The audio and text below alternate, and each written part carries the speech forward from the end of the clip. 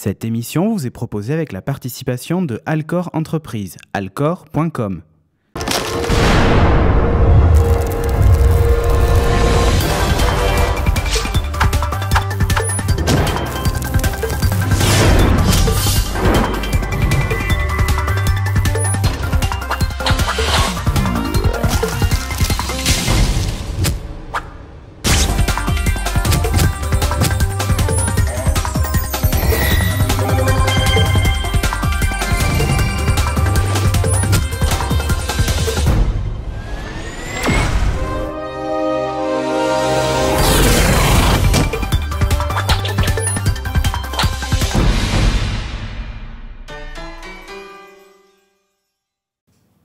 Salut à tous et bienvenue dans cet épisode numéro 178 de Geeking.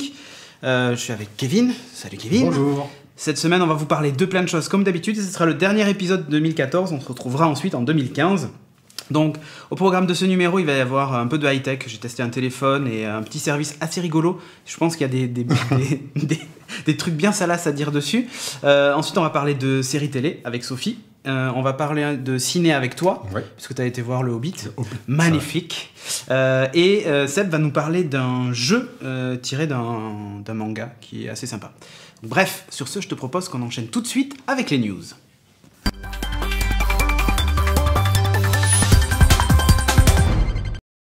Et dans les news, donc, on a sélectionné 8 petites nouvelles. Donc, je vais te dire les trucs, tu vas réagir, tu vas me dire ce que tu en penses. Je commente en live. Ouais, tu commentes en live. Donc, l'Apple Store en ligne russe est fermé. Oui. Ça t'inspire quoi, là, tout d'un coup, rien Non, comme ça, c'est la chute du rouble, en fait. Ouais, c'est exactement ça. En fait, ce qui s'est passé, c'est que les prix des téléphones et tout ça, enfin des iPhones, iPad et compagnie, sont retrouvés parfois quasiment divisés par 2. Donc il y avait moins 40%, et donc du coup, bizarrement, les exports ont explosé. Ils ont fermé les vannes. C'est ça. Donc ils ont fermé le site. Bon, c'est pas la première fois que ça arrive, hein, ça arrive plusieurs fois. Avec un joli message en russe, genre on est parti boire de la vodka, et quand le rouble ira mieux, on reviendra. C'est comme ça que je l'ai traduit, mais c'est... Ouais, c'est ça. C'est Google Trad, c'est pas terrible. Et a priori, il y aurait peut-être aussi une petite augmentation du prix des applications sur le store à partir du mois de janvier pour tout le monde, à cause de l'augmentation de la TVA. Voilà. Mais c'est pas sûr. Peut-être que c'est les développeurs qui vont absorber la hausse aussi, hein, tu vois. On sait pas. News numéro 2. Ah oui, on reste chez Apple. En fait, Apple a fait un truc pas mal. C'est qu'ils ont retiré d'iTunes tous les sites tous les groupes qui faisaient l'apologie de la suprématie blanche. Ah oui. Ça veut dire que jusqu'à présent, ils éient là. Oui, c'est ça. Donc ils se sont réveillés comme maintenant. Ils se sont réveillés maintenant en se disant, tiens, c'est bizarre, le mec il dit il faut brûler tous les noirs et tout ça. Peut-être que... Pas de souci. Ouais, et sachant que, imaginez-vous, dans un épisode de Geeking, dans le titre, il y avait le mot fuck, ils avaient mis F et ils avaient mis 3 petites étoiles pour censurer le titre. Attention, mais par contre, suprématie blanche, il n'y a pas de problème. Le Ku Klux Klan avait sa place, c'était génial. News suivante, ah oui, Sony Smart Eyeglass, je sais pas si t'as vu ça. Sony en fait veut concurrencer. Bon, sortir un objet qui s'approche un peu des Google Glass. Sauf que ça me fait penser, tu sais, à ces trucs, à ces casques qu'ont les Borg dans Star Trek. Oui. Parce que ça se met par-dessus une paire de lunettes existantes, tu vois. Donc tu mets ça sur ta tête, t'as une caméra d'un côté, t'as un écran de l'autre. Et voilà, et t'as l'air con. Donc ça va être annoncé au CES 2015. On dirait aussi Lobot dans Star Wars. Attends, imagine ce truc à la même batterie que la montre que j'avais testée, là, la LG G-Watcher. Ouais. Et du coup, j'imagine même pas l'autonomie de ce truc. Ça doit durer à peu près 2 heures. T'as un générateur que tu traînes derrière. C'est ça. Je pense que le problème, c'est qu'il faut un sac à dos après pour que ça marche. C'est un peu chiant. Et surtout, t'as l'air vraiment con. Ça marche avec le téléphone à manivelle. C'est ça, c'est une manivelle, exactement. News suivante. Si vous jouez sur iPad, il y a un jeu qui s'appelle Ocean Horn. Je sais pas si t'avais déjà vu, c'est une espèce de Zelda-like qui est vraiment sympathique. Et bon, là, il est vieux, hein, le jeu. Mais là, la nouveauté, c'est qu'en fait, il est passé à 4,99 au lieu de 7,99. Donc c'est cool. Et ils l'ont adapté pour l'iPhone 6, iPhone 6 Plus et iPad Air 2. Avec un mode de graphisme ultra. Ils ont multiplié le nombre de pixels par 4. Là, ce qu'on voit, c'est pas de la séquence, hein, c'est vraiment du in-game. Donc voilà, franchement, le jeu est top. Si vous savez pas quoi faire cet hiver chez mamie Josette, voilà, vous pouvez éventuellement jouer sur votre iPad ou votre téléphone à Ocean Horn. Franchement, c'est un super jeu qui fait passer un peu de temps, quoi.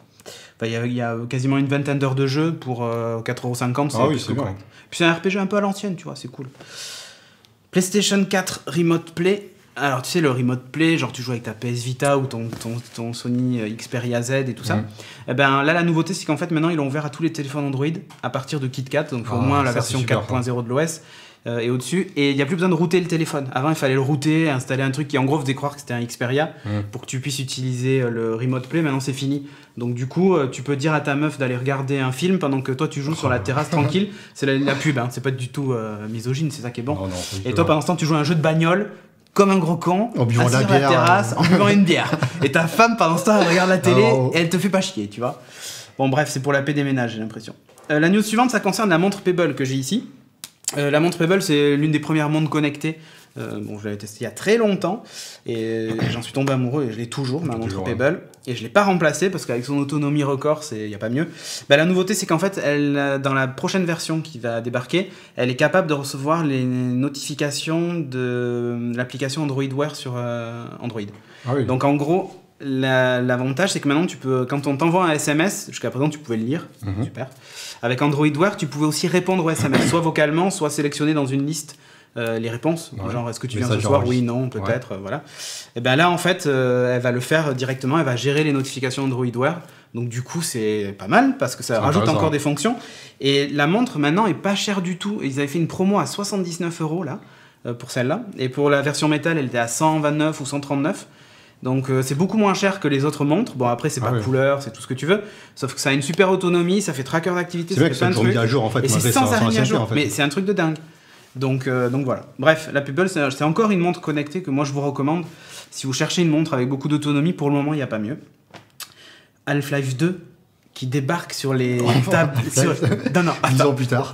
Half-Life 2 et Portal qui débarquent sur les tablettes Nvidia Shield, tu vois. Oui. Mais c'est cool, n'empêche. C'est bien pour pouvoir jouer. Attends, à quel moment tu t'étais imaginé que sur un device Android, t'allais pouvoir jouer à Half-Life 2 ou à Portal, tu vois? Il n'y a pas de Team Fortress Non. Alors après, il y a beaucoup de gens qui disent que du coup, quand la Shield 2 va sortir, Half-Life 3 va débarquer. Non, je plaisante. Ouais, mais c'est ça. non, épisode 3 aussi. Hein, ouais, c'est ça, épisode 3, exactement. Non, mais tu peux jouer vraiment à pas mal de jeux sur cette console. Et puis bon, voilà, la nouveauté, c'est Half-Life 2 qui débarque et Portal. C'est deux jeux, pour moi, emblématiques. Donc, très bon jeu. Petite news comme ça en passant. Et dernière news, c'est Cortana et la nouvelle app Xbox qui ont plus ou moins fuité dans la dernière version de Windows 10, la version preview pour le moment. Donc ça veut dire qu'on va avoir l'assistant Cortana à qui tu peux parler vraiment directement dans l'ordinateur, tu vois. Donc ça c'est plutôt cool. L'app Xbox a été mise à jour et ça laisse sous-entendre que potentiellement on aurait du remote game directement avec la Xbox One. Genre t'as la Xbox One dans ton salon, t'as ton ordi qui n'est pas suffisamment puissant pour jouer. Genre mon cas par exemple. Ton cas. Et tu te dis je veux me faire une partie sur mon ordi, voilà je peux. Et pendant ce temps, ta femme elle regarde la télé, c'est ça. Et à la con. Moi je peux jouer à un jeu de bagnole en buvant des bières. C'est exactement. C'est le même principe que ce qu'on a vu tout à l'heure chez Sony, mais là c'est chez Microsoft. Ok, ouais, j'ai saisi le principe. T'as saisi le principe, voilà, c'est l'essentiel. On en parlera d'ailleurs, on va faire un live le 21 janvier sur Gaming Live. On va suivre la conférence Microsoft. On n'a pas encore l'heure exacte, on sait que c'est le 21 janvier. Voilà, pareil, ça va être à 4h du mat, on aura l'air très très con, mais ça fait rien. On a dit qu'on le ferait, donc on l'a déjà fait. Voilà. Donc on suivra la conférence et puis on commentera ça avec vous, réagir avec nous si vous êtes là, enfin, bref. Sur ce, on a terminé avec les news et on va enchaîner tout de suite avec la rubrique high-tech.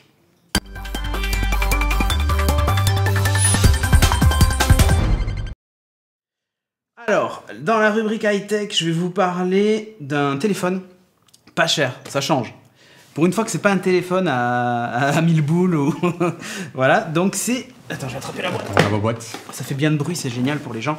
Le Microsoft Lumia 535 double SIM, celui-là, c'est le double SIM. Donc c'est un téléphone sous Windows Phone qui a une particularité, c'est qu'il est pas cher. Puisqu'en fait, chez les opérateurs, je ne vous parle même pas des offres avec engagement où il est à 1 €, mais surtout sans engagement, il est à 100 €. Smartphone à 100 €, tu vas me dire, non, il y en a pas est-ce beaucoup, que... Non, enfin, il y en a chez Android et tout ça, mais est-ce que ça tient ses promesses ou pas? Est-ce que ça vaut le coup? Pourquoi prendre celui-là plutôt qu'un autre? Toutes ces questions, écoute, je sais que tu te les poses et je vais y répondre. Ah, formidable. Voilà, donc, niveau technique, on va pas trop s'attarder, je vais quand même vous détailler le truc, vous allez voir que c'est pas du tout un foudre de guerre. Donc dedans c'est un processeur Qualcomm Snapdragon 200 qui est quad-cœur quand même à 1 Go 2. C'est franchement pas ce qui se fait de mieux à l'heure actuelle. Il y a quand même 1 Go de RAM, 8 Go de mémoire embarquée. Il a un port micro SD qui supporte jusqu'à 128 Go d'ajout en mémoire, donc c'est plutôt cool. Un écran de 5 pouces avec une résolution QHD de 960 par 540. C'est pas incroyable, surtout pour un écran 5 pouces. Donc, mais franchement, c'est correct. Hein, vous ne devenez pas aveugle en regardant le téléphone. L'appareil photo est un grand angle à l'arrière et c'est aussi un grand angle devant. Si vous voulez prendre des selfies à 200 personnes, vous pouvez. Donc voilà, double SIM, je l'ai dit. Un défaut, c'est qu'il est que 3G, il n'est pas 4G. Bon, après, vous en foutez si la 4G, ça vous intéresse pas, mais il est 3G. Il fait 146 grammes et le verre est un Gorilla Glass 3. Donc plutôt costaud, voilà. C'est. Je peux le lâcher. On va peut-être pas commencer tout de suite à le péter, mais voilà. Donc des fois il est bleu, des fois il est orange, des fois il est vert. Il y a plein de couleurs et surtout on peut changer les coques. Nokia Style Attitude, donc que ce soit pas un Nokia. Qu'est-ce que je voulais dire d'autre? En termes d'autonomie, il a une batterie qui fait 1900 et quelques ampères-heure. C'est pas non plus incroyable, mais bizarrement il tient mais juste trop bien. Enfin un minimum que j'ai fait, c'était 2 jours. Donc, utilisation complète. Ouais, et c'est pas mal. Avec une seule carte SIM, j'ai pas mis les deux, mais voilà. Mais franchement, je mon téléphone tous les jours, je suis content. Ah bah c'est clair. Ensuite, au niveau logiciel, en fait, il a la dernière version de l'OS, donc le Lumia Denim, ça s'appelle. Je sais pas si on voit trop l'écran, voilà. Oh, j'aurais presque pu le montrer avec mon téléphone. Bleuté. Ouais, bah là oui, parce que j'ai un thème bleu, voilà. Mais ça suffit de montrer juste ça. Écoute, il est pas mal. Il a quasiment tout des grands Windows Phone. Il manque 2-3 petites fonctions, genre la fonction clin d'œil. C'est un truc où en gros l'écran reste allumé, où tu vois juste écrit en blanc dessus les infos nécessaires, tout ça. Mais comme c'est un écran LCD, je pense que ça va pomper trop la batterie, du coup ils l'ont pas mis. Mais dans l'ensemble, il a absolument tout. Et il fait tourner toutes les applications du store. Alors c'est un avantage, c'est aussi un inconvénient. Quand on sait que par exemple aujourd'hui Snapchat a décidé de désactiver tous les comptes des gens qui utilisaient des applications tierces et que sur Windows Phone il n'y a pas d'appli officielle, donc oups. Non, en fait, le gros problème de Windows Phone, ça restera, pour le moment en tout cas, un problème d'application et de jeu, un problème de disponibilité de logiciels dans le store qui sont franchement insuffisants. Et quand on voit la tronche de l'appli Twitter qui n'a pas évolué depuis Windows Phone 7, là, je vais te la montrer, tu vois, c'est juste scandaleux, quoi. Je sais pas si tu peux le montrer, montrer à quel point c'est scandaleux d'avoir une application aussi moche que ça. Enfin bref. Mais dans l'ensemble, il est pas trop mal. Si vous avez pété votre téléphone et que vous avez encore un an d'engagement à faire chez votre opérateur et que vous n'avez pas 900 boules à mettre dans un iPhone, eh ben vous pouvez prendre ce téléphone qui est pas trop cher. À choisir entre un Android entrée de gamme et celui-ci, bah, peut-être que je prendrais celui-là. Ah, c'est vrai. Ouais. Disons que l'avantage, c'est que tu as les derniers softs et tout ça, tu es sûr d'avoir les mises à jour là. Donc voilà, c'est plutôt cool. Il y a Cortana, hein, tu vois Cortana. Donc il y a Cortana qui est direct dedans, et j'adore Cortana, donc c'est pour ça que j'en parle. T'as le Xbox Live, t'as tout. Enfin bref, ça marche franchement bien. Si t'as pas, tu vois, genre des apps absolument nécessaires comme Snapchat. Par rapport voilà, en fait c'est ça le problème. Mais si t'es pas trop regardant et que tu veux tenir encore quelques mois, ça peut être un bon téléphone de secours. Ou alors, c'est surtout... je me suis connecté à Skype. Bon, si j'ai un appel, j'ai un appel. Hein. Non, après, le truc, c'est que je pense, par exemple, moi, pour mes parents, tu vois, qui n'ont pas un smartphone aujourd'hui, qui ont envie d'éventuellement recevoir un mail de temps en temps, que je puisse leur envoyer une photo, le voir sur un écran qui soit suffisamment grand, bah, c'est pas trop cher. Et franchement, ça fait la blague, quoi. Donc voilà, c'était le Microsoft, j'allais dire Nokia encore, Lumia 535. Un petit téléphone vraiment pas cher en termes de rapport qualité-prix, c'est pas mal quoi. Pour 100 €, bon, t'as un téléphone qui vaut 100 €, oui, hein, voilà, mais c'est pas mal. Job, ouais, et puis même en termes de qualité, c'est pas trop mal. Je trouve que le toucher est bien. Voilà, bon, je dis pas que ça fait un haut de gamme, pas du tout, hein, on va pas non plus mentir, mais je trouve ça pas trop mal. Un petit sujet bonus, alors là, accrochez-vous à votre slip. Tu m'avais teasé avec. Alors une application que j'ai voulu essayer tout à l'heure, mais a priori elle fonctionne pas encore en France. C'est très très con. Ça s'appelle Waiki. Alors il n'y a pas d'incrustation, cherche pas. Ça s'appelle Waiki, W-A-K-I-E. C'est une application, vous allez voir le concept. C'est en gros le chat roulette du réveil. Le principe, vous vous inscrivez, vous dites je veux être réveillé demain à 7h. Et en face de vous, dans un autre pays ou même en France, il y a un mec qui dit moi je veux bien réveiller quelqu'un. Et en gros, quand on va arriver à 7h, ça va envoyer une notification à tous les gens qui veulent éventuellement réveiller quelqu'un. Ils vont pouvoir dire ok, je le réveille. Et en gros, ça établit la communication entre les deux téléphones. Alors en mode haut-parleur, le tien, hein, tant qu'à faire. Et pendant 1 minute. qu'une minute. Et l'autre en face, il peut dire tout ce qu'il veut pour te réveiller. Il va te mettre de la musique. Il peut mettre de la musique, il peut t'insulter, tu vois, enfin, n'importe quoi. Mettre du zaz, tu vois, ou un truc comme ça. J'ai trouvé ça très très con, mais en même temps très très fun. Ouais, c'est marrant. Si t'as envie, si ton rêve c'est de réveiller les gens, alors si t'es insomniaque et t'as envie d'embêter les gens en réveil. Ah mais grave. Mais attends, mais parfait, non mais après le mec demande à être réveillé, tu vois, t'es pas réveillé n'importe quand. Mais le chat roulette du réveil, j'ai trouvé ça le concept mais très très con et vraiment. Enfin, écoute, j'ai bien envie d'essayer. Donc, Waiki, W-A-K-I-E. Non, de réveiller les gens. Attends, écoute, ou quand je serai seul, je tenterai. Bon, apparemment, et ce qui est pas mal, c'est qu'il y a une espèce de timeline où tu vois les gens qui postent des messages en t'expliquant en gros, j'ai été réveillé, merci beaucoup. Alors, on sait pas qui, hein, parce que c'est anonyme. C'est complètement anonyme, donc tu sais pas qui te réveille.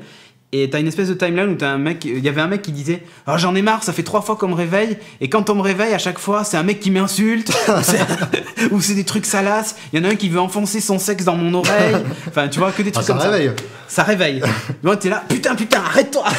Tu vois, c'est ça qui est bon. Pour les gens comme moi qui mettent 4 réveils le matin parce qu'ils n'arrivent pas à se réveiller, là c'est bon, je me lève direct. Attends, mais le pire c'est que ton micro est actif, donc tu peux aussi parler. C'est ça qui est cool. C'est bien, tu peux insulter en direct, tu peux insulter quelqu'un et ça je pense ça te réveille direct. Tu vois. Donc, c'est pas mal. Waiki. Faut bien troller dès le réveil. C'est sur iPhone et sur Android. Ça vient d'être lancé. Ça fait un tabac aux États-Unis et ça commence à débarquer chez nous. Donc surveillez bien. Je pense que dans quelques mois on va encore en reparler. C'est très con. C'est très con, mais voilà. Bref. Et ce que je vous propose maintenant, c'est qu'on enchaîne avec la rubrique série. Dans la rubrique série, Sophie va nous parler d'une série de zombies, pour changer. Et non, perdu. Si, on va en parler quand même. Oh non. Si, je veux qu'on en parle après, tellement c'était de la merde. Et franchement, c'est entre Tal et Zaz, je pense que c'est du niveau de Zaz. On peut commencer par la meilleure des deux quand même. Ouais, on va parler la meilleure. Enfin, je sais pas. Ouais, peut-être. non, c'est. Bref, on va parler donc de Ascension, une série en 6 épisodes qui a été diffusée sur Sci-Fi. Et du coup, une mini-série, forcément. Mini-série. Alors, évidemment, c'est pas encore diffusé en France. Cherchez pas sur Sci-Fi en France. Oui. Bref. Ça va arriver, un de ces 4. Ça va débarquer. Juste pour se préparer, pour se faire à l'idée que bientôt, il y aura certainement une nouvelle série à regarder parce que, franchement, je pense que ça va être quelque chose, en tout cas, qui va vous intéresser. Après, vous savez où les trouver, de toute façon. C'est ça. C'est une série qui se déroule, en fait, qui commence en 1963 aux États-Unis. Et donc le gouvernement a fait un projet qui est d'envoyer des 350 volontaires sur un vaisseau qui est censé partir dans l'espace et donc coloniser une nouvelle planète. Donc le truc c'est qu'ils s'embarquent pour 100 ans. Oh, incroyable. Donc, c'est un peu comme l'émission truc... Mars One là, dans l'espèce de truc de télé-réalité hollandais là, qu'ils voulaient faire. Bah, c'est ça, donc ils partent vraiment 100 ans et l'idée c'est que en fait, ces personnes vont vivre vont vivre et ne vont pas revenir puisque ça va se passer sur 3 générations et la série commence en fait de nos jours en 2014, donc la mission a déjà lieu depuis 50 ans. Et donc c'est déjà la 2e génération qui est en place sur le vaisseau. Et tout se passe bien jusqu'à ce qu'un jour, une des occupants du vaisseau se fasse assassiner. Ah. Donc, problème, déjà normalement il n'y avait pas d'arme à bord, donc comment l'arme est arrivée, que s'est-il passé? Il n'y a même pas de police, donc il y a un gars qui est choisi pour jouer le rôle. C'est toi la police. Oui, en gros c'est ça, il est choisi pour jouer le rôle du détective. Et petit détail assez fun que j'ai trouvé, c'est qu'en fait il ne sait même pas comment on fait pour mener une enquête. Et du coup, ce qu'il fait, c'est qu'il va à la bibliothèque, il commence à chercher des bouquins de détectives pour essayer de s'inspirer du truc. Mickey Magazine et... Pas Mickey Magazine, plutôt Raymond Chandler, mais bon, ça okay. c'est... et donc voilà, et l'idée c'est qu'en fait ces personnes qui sont parties donc en 1963, ce qui est assez cocasse, c'est qu'en fait ils sont toujours dans l'esprit des années 60, ah bah oui. C'est-à-dire qu'ils n'ont pas évolué, la société n'a pas évolué. Ah mais ils n'ont pas d'iPhone et ils ont pas... Ils vivent en vase clos depuis 50 ans, donc en fait c'est 1960 mais en 2014. Le fait est que dans les critiques, si vous avez entendu parler de la série, on dit que c'est le Mad Men de l'espace. Bon en fait absolument pas. Hein, c'est juste parce que ça se passe en 1960, mais sinon ça n'a rien à voir. Je pense que les gens qui ont écrit les critiques, en fait, ils ont vu on va dire les 20 premières minutes de l'épisode, 20 premières secondes, où on voit les gens qui sont en train de faire une espèce de bal, ils sont habillés comme dans les années 60, mais sinon ça n'a absolument rien à voir. Donc en fait, pas du tout. Il y a quelqu'un qui nous posait la question juste, c'est sur 100 ans, il y aura 100 saisons alors? Non, il n'y aura pas 100 saisons. Il n'y a que 6 épisodes. Évidemment, donc on voit la vie. Ah, c'est fini, c'est genre un téléfilm de la 6. Une mini-série. Ah, ok. Une mini-série, c'est une histoire bouclée. Et en même temps, on voit aussi la vie sur la Terre de nos jours, mais c'est pas tout à fait notre présence, une espèce de réalité alternative. Une chronique, quoi, tu vois, un truc un peu. Mais ça ressemble beaucoup. Hein. Ouais. Et là, on voit les gens qui travaillent sur ce projet, mais qui en fait essayent de le cacher parce que la population n'est pas au courant que ce projet existe. C'est moche. Les gens croient que le projet a été abandonné. Et ce qui est malin, c'est qu'en fait, dans la réalité, dans la vraie vie, en fait, cette espèce de projet a vraiment existé aux États-Unis dans les années 60. Ah, mais tu veux dire qu'on nous cache des choses? C'est ça. À l'époque de la course à l'espace. Les Illuminati, moi je vous le dis. Hein. Ça a été parti. Hein. Mais grave. Toi, t'es sur notre planète aussi. Est-ce qu'il y a un triangle dans le logo? Parce que non. Je sais pas, je pose la question. Non, mais il faut savoir que dans les années 60, quand Kennedy était au pouvoir aux États-Unis, il y avait cette fameuse course à l'espace avec les Russes. Et du coup, ils avaient créé un projet. Qui était le projet Orion. Ils voulaient envoyer des scientifiques pendant plusieurs années dans un vaisseau, mais ce projet a été complètement éliminé après, donc le gouvernement n'a pas voulu continuer. Mais là, justement, dans la série, on nous dit que ce projet existe, donc c'est assez malin. Comment on va trouver les reliques sur Mars pour Mass Effect si on y va pas? Mais ils vont pas sur Mars, ils vont sur une planète que nous ne connaissons pas qui s'appelle Proxima. Oui, on ne sait rien de ce qui se passe pour l'instant. Parce qu'elle est proche, proximité, Proxima. C'est ça, tu as fait l'attente en option, toi, non? Pas du tout. Sinon, bon, là je vous parle de l'histoire en gros, mais il y a quand même des défauts. Hein. Enfin, pas à venir, c'est pas la série non plus. La blonde. De l'année. La blonde. Ouais. Ah non, si, Patricia, la blonde. Patricia, non, elle est très bien. Le cast, c'est pas fantastique. Bon. Donc Tricia Helfer de Battlestar Galactica. Donc Cédric vous parlera un peu de sa petite obsession pour Tricia.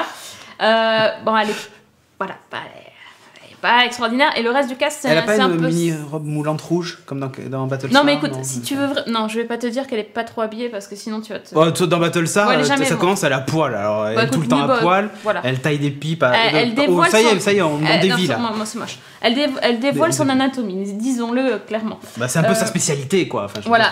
Les acteurs, c'est pas vraiment le top du top. Il y a aussi... alors, elle est sur le vaisseau. Côté terrien, il y a Jill Bellows. Lui, il était dans Ali McBeal. C'était le petit ami de Ali, enfin celui dont elle était amoureuse, qui était mort dans la série, tout ça. Vous vous rappelez, enfin, il n'a pas une carrière fulgurante non plus, c'est pas génial. Billy, merci. Donc en gros, c'est pas top. C'est un quiz série là, j'ai l'impression. C'est ça. Alors franchement, il y a des longueurs, mais surtout, regardez jusqu'au bout. Et là, je vous dis pas pourquoi, mais vraiment, c'est une série qui, il y a des hauts débats, mais à la fin, on fait ah ouais quand même. Et là, ça donne super envie de voir la suite. Teasing, là, je vois Keke, il se dit... Ah, Keke, là, il est en train de faire sa liste, là, mais... Il se dit, j'ai vu Interstellar, peut-être que je vais le rajouter sur ma liste. Peut-être, mais franchement, il y a des choses hyper intéressantes à voir dans la série. Est-ce qu'en 6 épisodes, ils vont avoir le temps? Ça m'étonnerait. Surtout l'espèce de microcosme où ils vivent tous ensemble, mais en plus il y a des espèces de castes, donc ça c'est un peu comme dans le truc c'est un peu comme dans le Titanic, tu vois, t'as ceux qui sont sur le pont en haut et t'as ceux qui sont dans la salle des machines, mais là c'est la même chose. T'as ceux qui sont en haut de la station, puis t'as les gars, les bas-fonds, et donc ils n'ont pas le droit d'être ensemble. Enfin, il y a tout un truc, et là c'est juste une esquisse du truc, donc je me demande s'ils vont vraiment avoir le temps de développer l'idée, mais il y a vraiment des choses intéressantes. En tout cas, ça donne, franchement, ça donne envie de voir la suite. Et les gens, ils sont sélectionnés comment pour partir? Alors, il y a un truc génétique là aussi. Ah, c'est pas comme dans The Android, ils ont pris tous les cassos et les... Non, alors ils ont pris que des beaux, que les gens... Des gens beaux. Ah oui, ils sont super beaux. Putain, j'aurais pas ma chance, je suis trop gros, moi, putain. Oui, mais c'est vraiment ça, mais c'est... Merde. De l'autre côté, j'irais pas crever dans l'espace. Non, mais c'est un truc, ça donne vraiment réfléchir, parce que du coup, les gens sélectionnés qui sont envoyés dans l'espace, ils sont sélectionnés génétiquement.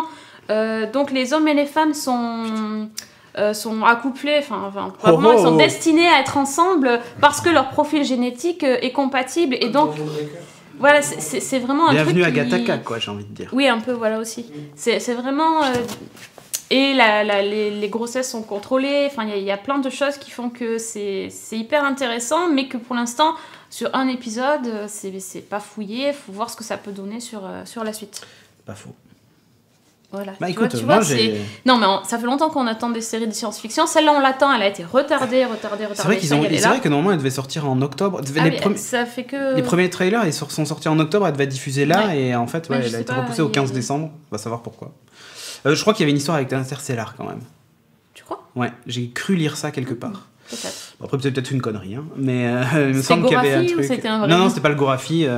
Je crois que c'était un truc West France. Non, je plaisante. Bref, écoute, sur ce, t'as autre chose à ajouter ? Ah non ? Je te propose qu'on enchaîne avec Z Nation, donc cette série qu'on a regardée, qui est aussi une série sci-fi. C'est sci-fi aussi, oui, c'est ça.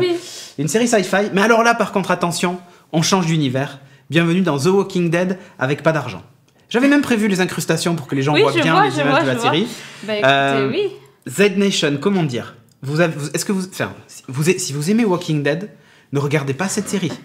Parce que c'est vraiment de la merde. Ça y est, oui. En fait, le problème, c'est que cette série, elle a le cul entre deux chaises. Par moments, ça se veut, entre guillemets, drôle. Enfin, drôle. Il y a le mec qui est enfermé dans sa base en Antarctique, là. Oui. Il veut faire le mec drôle et tout ça. Mais c'est franchement pas top. Et en même temps, ça se veut sérieux avec une histoire d'un mec qui se fait mordre et qui a en lui le vaccin qui permettrait de sauver l'humanité de la zombification. Tu sais que t'as pas raconté l'histoire. On s'en fout, c'est de la merde, ils la regarderont pas de toute façon. Bref, le problème de ce truc-là, c'est que en plus, ils ont voulu nous choquer dès l'épisode pilote où en gros le mec qu'on pensait être le héros, il meurt. Ouais, ok, j'ai spoilé la fin du premier épisode. C'est la fin du premier épisode, on s'en fout. Et de toute façon, vous regarderez pas. Mais il y a un passage où il y a un bébé zombie.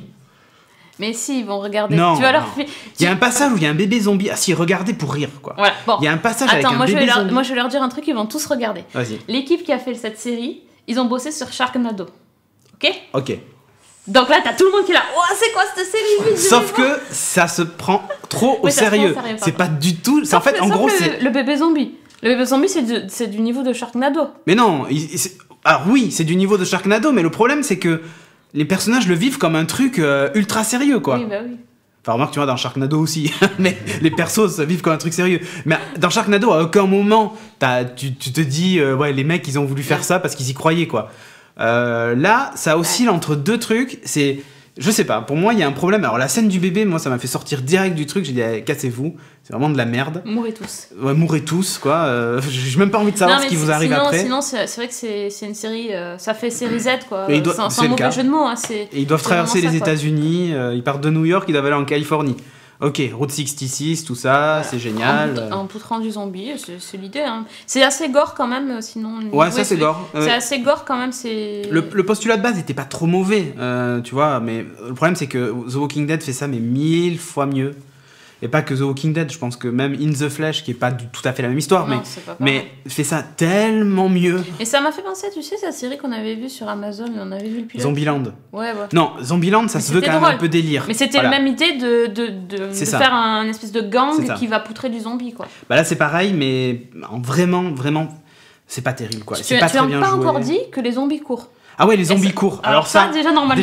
première scène... Direct, intro, le mec il se fait courser par des zombies. Pour moi, les zombies ça ne court pas. Je sais pas, est-ce que vous faites partie de la team zombie court Hashtag zombie run zombie. De la team zombie court ou de la team zombie marche. Donc dans la chatroom, vous me dites juste marche ou court et je regarderai si vous êtes plutôt court ou marche, quoi. Mais non, mais pour moi, déjà, non, mais ils t'ont perdu au bout de 30 secondes. Déjà, quand tu les as vus courir, t'as dit c'est nul, c'est de la merde. Ah oui, mais même pas fait. Franchement, ouais, c'est vrai que ça m'a pas aidé à apprécier la série. C'est vrai. Mais non, mais moi non plus, j'ai pas aimé, cela dit. Hein, attends, mais ils courent après les bagnoles en plus. Oh, ouais, non, mais genre, les mecs, ils sont ouf. Ils courent plus vite que moi, hein. Ça c'est sûr. Moi, je me fais. Moi, je roule, tu vois. Il faut qu'ils soient en descente pour que je puisse rouler, parce que sinon, je suis mort dans la première seconde où les zombies nous envahissent, quoi. En plus, il y a de quoi bouffer, autant dire, ils vont se mettre à 200. Non, bref. C'était vraiment pas terrible. Comme quoi, Sci-Fi peut faire vraiment de tout. Ah, rampe, marche. No run, marche. Voilà, c'est tout. Bon, il va y avoir que du cours. Bon, enfin bref. Moi, j'arrive pas à être sympa avec cette série parce que ils veulent se prendre au sérieux au début, puis après il y a des trucs un peu bizarres. Enfin, le coup du bébé zombie, enfin laisse tomber.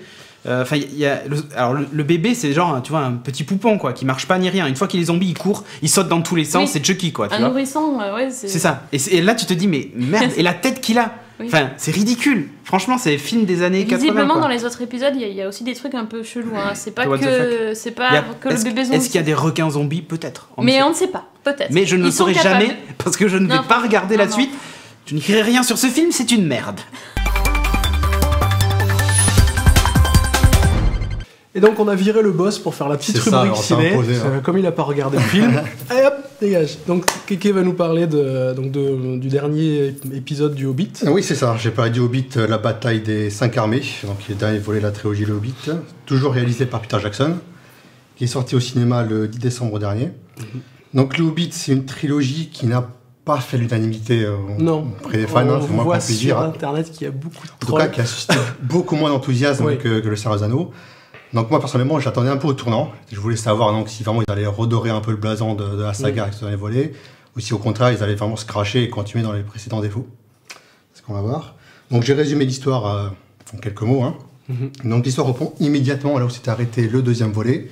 Donc si vous avez eu le deuxième volet, vous vous rappelez de comment il se termine avec un cliffhanger extrêmement frustrant, où après avoir affronté les nains, le dragon Smaug part attaquer la ville de Lackville. Donc le nouveau film reprend immédiatement après, avec l'attaque de Lackville par Smaug. Et c'est une séquence qui dure grosso modo une vingtaine de minutes et qui se termine avant même que le titre du film n'apparaisse à l'écran. Oui, c'est la séquence. C'est l'introduction du film. En fait. Normalement, dans tous les films de la saga du Seigneur des Anneaux, vous avez toujours au début une petite légende, souvent racontée par Galadriel, des choses comme ça, qui introduit le film avant d'avoir marqué Le Seigneur des Anneaux. Et là, c'est la même chose, mais avec. Sauf que c'est la conclusion du précédent. Voilà, toute la conclusion. Donc déjà, première réflexion, si c'est aussi court, pourquoi ne pas l'avoir mis à la fin du deuxième film? Et ainsi, il offre une vraie conclusion et une vraie fin. Parce que les deux derniers films font déjà 2h20, et que sinon, tu passes à 2h40 et tu passes à 2h sur le dernier. On va arriver au découpage du film, tu vas voir, j'ai quelques trucs à dire. En termes chronologiquement, c'est comme ça. Donc, une fois que le titre apparaît, donc le vrai cœur du film, c'est la bataille des 5 armées. En gros, c'est divisé on présente les forces en présence, les raisons du conflit. Et ensuite, la bataille dure grosso modo 1 heure. 1 heure de film. Ouais. À peu près, ouais. Donc, ce que j'en ai pensé, donc j'ai déjà dit que je pensais que le début du film devait être à la fin du 2, parce qu'il y a un mauvais découpage. Ça, je suis entièrement d'accord avec toi.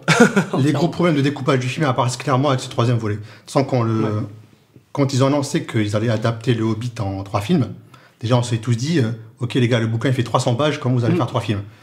Mais maintenant que j'ai vu les 3 films, je me dis, il n'y avait pas 3 films à faire, c'est clair et net. Ça pouvait rentrer en 2 films. Bon, certes, 2 films assez denses, mais 2 films vraiment complets avec peut-être quelques passages dans les versions longues. Ils ont rajouté quand même toute la partie avec le retour de Sauron. Mais qui n'est pas nécessaire, je trouve, à mon avis. C'est pour introduire, c'est pour faire c'est pour faire le lien avec le Seigneur des Anneaux. Voilà. Mais il est encore là, dans ce troisième film, la partie avec Sauron, elle est réduite à peau de chagrin quasiment. Il n'y a pas grand-chose non plus. Donc encore une fois, pourquoi ne pas l'avoir mis ailleurs pour le garder en bonus pour la suite? Il y a vraiment des gros problèmes de découpage par rapport aux 3 films.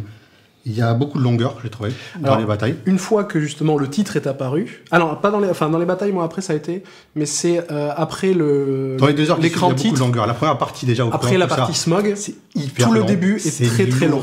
En fait, ils ont vraiment tiré tout ça sur 2 heures, et donc il y a beaucoup de lourdeur, ça insiste beaucoup dessus.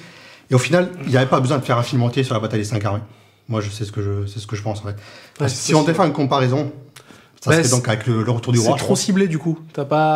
Finalement, ça reste une péripétie au milieu de tout ça. Mais ça mérite pas un film en entier. Je suis d'accord. Donc si on compare avec le retour du roi, par exemple, la bataille finale dans le retour du roi, c'était vraiment le point culminant des 3 films. Et surtout, c'était pas concentré que sur la bataille. Non, il n'y a pas que ça. Tu as alterné avec Frodon et Sam. Il y a plusieurs batailles en plus. Il y a plusieurs batailles. Champs du Pélénor, après ils vont à la Porte Noire. Exactement. Donc on pouvait respirer tout. Là, non. Il n'y a que la bataille dedans. C'est étiré. Et non, c'est beaucoup trop long. J'ai trouvé. Après, la bataille en elle-même. Moi, la fin m'a plu. La fin, j'ai trouvé beaucoup plus intense. Et là, j'ai retrouvé un rythme. La fin est assez émouvante. Voilà, la fin est prenante. Et on retrouve, je dirais peut-être pas jusqu'au niveau du Seigneur des Anneaux, mais on retrouve quand même un bon film. Mais c'est vrai que le début des batailles. Parce qu'au début, bien sûr, les protagonistes arrivent au fur et à mesure, ce qui est le cas, de ce que je me rappelle du bouquin, ce qui est le cas. Mais là, c'est... on fait... on insiste, il faut dire, il faut combler. Pourtant, le film est beaucoup plus court que les autres. Il fait entre guillemets que 2h20. À peu près comme le 2. Le 2 est pas beaucoup plus long, il me semble. Il est un petit peu plus long, il me semble. Mais pas de beaucoup, il me semble pas. Enfin, on revérifiera. Ouais, peut-être, Mais le premier est plus long. Le premier est beaucoup plus long, en effet. Donc oui, je voulais revenir sur la bataille en elle-même. que j'ai trouvé plutôt bien filmé. Je trouve que Peter Jackson a vraiment fait du bon boulot. Le cadre est bon, il y a des bonnes scènes d'action, il y a plusieurs moments de bravoure où j'étais waouh, comme ça, même s'ils sont totalement improbables, notamment tout ça avec Legolas. Où ça... Mais moi, ça m'a plu, franchement. Il y a des poses iconiques à la part des héros.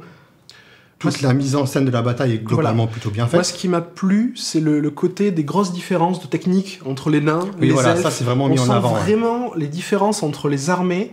Le côté tortue des nains qui plantent les... ils ont vraiment un style direct. L'espèce de fermeture éclair de bouclier, là. Oui, tout à fait. Moi qui suis nain dans l'âme, j'étais fou. Avec les elfes qui leur passent par-dessus, enfin...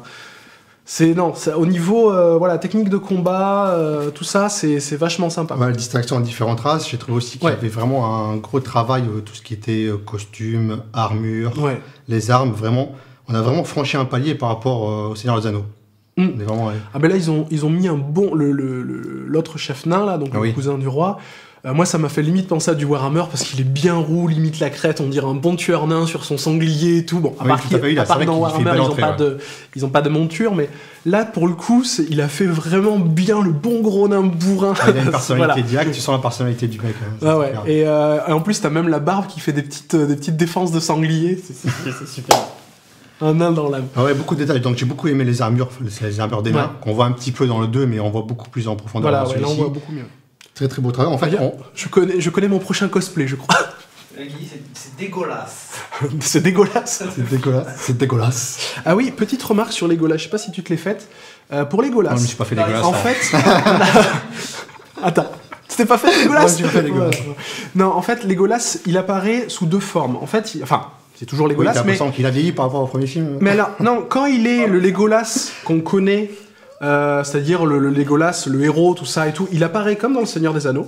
Par contre, quand il est là pour un peu réprouver Tauriel ou parce qu'il aime pas les nains, on a l'impression qu'il a les yeux beaucoup plus clairs, qu'il a un maquillage vachement plus accentué et qu'il fait 20 fois plus froid. C'est un lifting. Voilà. Oui, mais il change, il fait le lifting, il enlève, il remet, tout ça, bon. Et il y a aussi moi j'ai bien aimé le passage à la fin, bon je vais pas spoiler, mais avec son père. Où on découvre un peu mieux le roi des elfes. Ah, j'ai trouvé ça lourd. Ah ouais? Ah, mais s'ils insistent dessus, ça m'a saoulé en fait. Ça dure pas non plus. Il y en a un qui dit, il y a un méga spoil, dans 5000 ans, Gandalf devient Magneto. Chut, spoiler. Et Legolas aussi devient pirate dans les Caraïbes. Voilà. Ça c'est autre chose. Mais ils vont recommencer, c'est pour ça. Donc donc beaucoup de détails, mais beaucoup. Enfin, on sent vraiment l'amour en fait de Peter Jackson qui rejaillit à travers tous les films. Oui. Là-dessus, ils sont inattaquables. Et moi, vraiment, ça m'a touché en fait. Comme tu disais, la fin t'a touché. Oui. Moi, c'est vrai que j'ai apprécié la fin. J'ai une petite larmichette. Je l'avoue, une petite larmichette. Mais moi aussi, j'ai une petite larmichette. J'étais un petit peu triste parce que c'est un univers quand même que j'aime énormément. Oui. L'univers de Tolkien et les Anneaux. Et malgré tous les défauts de la trilogie de Hobbit, j'étais un petit peu triste quand même de quitter. Pour moi, c'est vrai que parce qu'on ne sait pas s'ils vont y revenir ou non. La plus grosse erreur, c'est d'avoir étendu ce film sur 3. Ouais, c'est vrai. Il y a des problèmes de rythme. Quand vous voyez le livre du Seigneur des Anneaux, la taille qu'ils en ont fait 3 films et que dedans. Non, je parle du Seigneur des Anneaux. Et c'était un bon pavé, et que dedans il n'y a même pas la moitié de ce qu'il y a dans les bouquins, même quand tu prends les versions longues, et qu'ils en ont fait 3 volumes, et que le Hobbit à côté de ça c'est même pas un demi-livre des 3 du Seigneur des Anneaux. 300 pages, j'ai regardé avant de venir. Voilà. 302 pages. Et qu'à côté de ça, sur celui-là ils font aussi 3 films. Là, du coup, oui, forcément, c'est même pas qu'il n'y a pas tout. En 2 films, ça pourrait tenir la route, je pense. Même en un, je pense que tu en fais un. Non, c'était le plan à l'origine. Quand c'est Guillermo del Toro qui devait réaliser le film, ils avaient prévu 2 films. 2, ça aurait été 2 films, il y avait moyen de faire. Mais voilà, là, il y a vraiment trop. C'est vraiment trop étendu. Il y a des scènes qui servent pas à grand chose. Voilà. Un petit mot aussi sur la 3D. Je sais pas si toi tu as vu le film. Oui, je l'ai vu en 3D. Je trouve la 3D plutôt bien intégrée dans l'ensemble, notamment dans le début, la scène de l'attaque de smog de la ville. J'ai invité un coup de queue, moi. J'ai fait hop là. Il y a des vrais effets de profondeur. Que de Legolas ou... Non, de Smog, il fait plus mal. Il s'est fait prendre par Smog et Legolas en même temps. Une famille. Donc gros travail sur les effets de profondeur, sur la ville en flammes. Ouais. Vraiment, c'était vraiment la ville en flammes, c'était vraiment super belle, la ville en flammes. Et tout. Ah oui, à propos de la ville en flammes. Oui. As-tu remarqué un petit détail, C600, excusez-moi, où est passé l'arc-lance? Elle était bien dans la ville, elle était bien sur le toit du maître de la maison du maître dans le 2, il me semble. Et là, l'arc-lance a juste disparu. Elle était pas au sommet de la tour. Ah ben non, puisqu'il y va à l'arc. Et tu la vois pas. Enfin, moi, j'ai pas vu l'arc-lance. Alors, je suis peut-être complètement con et j'ai zappé l'arc-lance ou j'ai zappé qu'elle s'est fait peut-être détruire dans le 2. J'ai pas vu. Oui. C'est complètement con. Oui, mais ça, c'est possible aussi. C'est possible que les deux. On confirme, voilà, c'est très bien. Mais du coup, ouais, je comprends pas. Du coup, et tirer une flèche de 3 tonnes avec un arc, ça me paraît un peu bizarre quand même. Bon, je t'avoue, moi, ça m'a pas marqué. Voilà. J'ai même pas remarqué quand bah, c'est tout le truc. Enfin, c'est tout basé sur ça, la légende de tuer le dragon, tout ça, machin. Et là, ouais, bah, plus arc-lance, ils n'ont plus que la flèche. Coucou, on a la flèche, youpi. Bah, vas-y, lance-la. Allez. Donc bon, c'est un peu... Bon, un dernier petit mot sur la musique, que j'ai trouvé quand même assez discrète. Ah oui, j'ai pas fait gaffe à la musique. Voilà, t'as pas fait gaffe à la musique. Non, elle m'a pas marqué la musique. Il manque un vrai thème. Non, c'était pas Zaz. Oui, ça j'aurais swingé. J'ai pas écouté la version album encore, j'ai pas trop eu le temps cette semaine, mais vraiment la version cinéma. Oui, le thème m'a pas marqué. Il y a pas de thème marquant. En fait, j'ai pas de musique dans la tête là. Non, c'est ça, ils ont repris les thèmes donc des deux précédents films dans le thème de Tourette que j'aime bien. Mais même, il s'est utilisé à petite dose, ils n'ont pas enregistré un nouveau thème. Parce que j'ai encore le chant des nains du premier, et là, voilà. Mais en fait, ils ont vraiment atteint le sommet avec le chant des nains, et derrière... Ah, le chant des nains, c'est... Rien du tout. Je le veux pour mon enterrement, tu notes. Ça va. Donc, voilà, dernier mot sur Mix, voilà, sinon on va conclure là-dessus, pour dire que... Si vous n'avez pas aimé les précédents films, honnêtement, ça sert à rien d'aller voir. C'est pas celui-là qui va vous convaincre, franchement. Je pense que pour les fanats de Tolkien, c'est voilà, bien. Exactement. Voilà. Si vous aimez l'univers de Tolkien, comme moi par exemple, ça reste toujours un plaisir de plonger dedans. Et je pense que pour le grand public, ça lasse. C'est trop.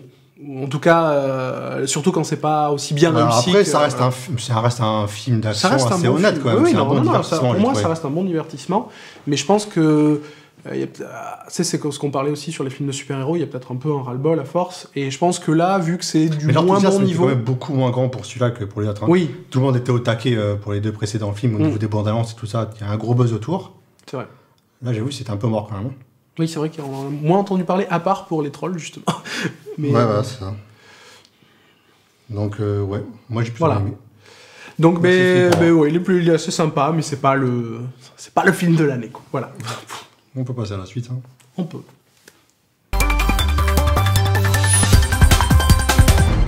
Dans la rubrique jeux, Seb va nous parler non pas d'un jeu de société ce soir avec des pions et des dés, des trucs où on s'amuse en famille, mais d'un... Attention, planquez-vous, famille de France.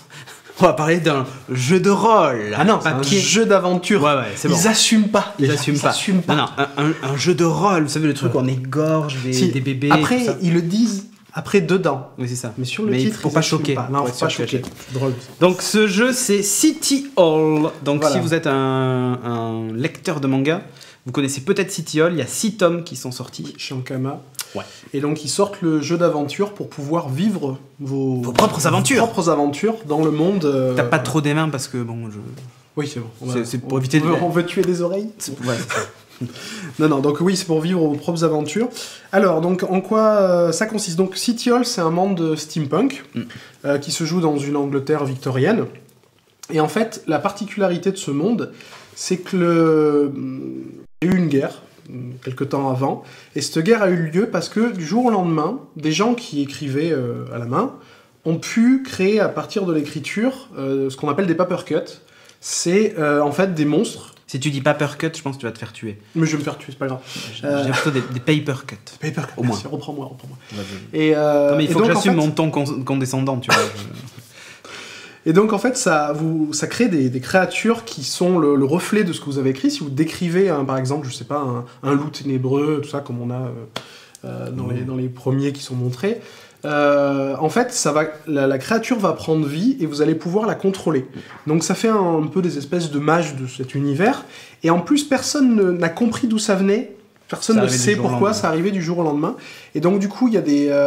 et plus les écrivains ont une grande imagination, un talent important, plus ils poussent leur création très loin et peuvent même en créer des autonomes.